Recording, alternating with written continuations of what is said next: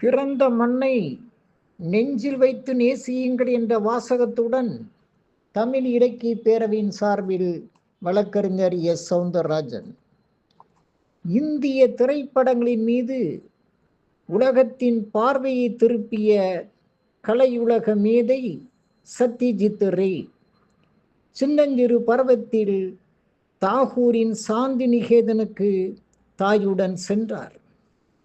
அங்கிருந்த தாகூரிடம் தன்னுடைய நோட்டு புத்தகத்தில் அவருக்கு மிகவும் பிடித்த கவிதையை எழுதி தரும்படி வேண்டினார்.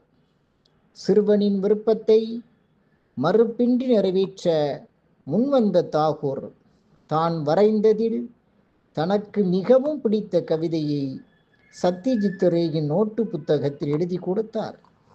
நான் உலகம் முழுவதும் சுற்றி வந்தேன். ஆறுகளையும் மலைகளையும் கண்டு அதிசயித்தேன். இதற்காக ஏராளமாக பணத்தை இழந்தேன்.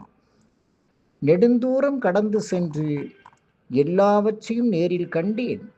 ஆனால் என் வீட்டு வாசல் அருகில் முளைத்திருக்கும் ஒரு புல்லின் நுனியில் தங்கிய பனித்துளி ஒன்றில் என்னை சுற்றி இருக்கும் முழுமையான உலகம் தெரிவதை காண மறந்தேன். இந்த கவிதையை 100 முறை வாசியுங்கள்.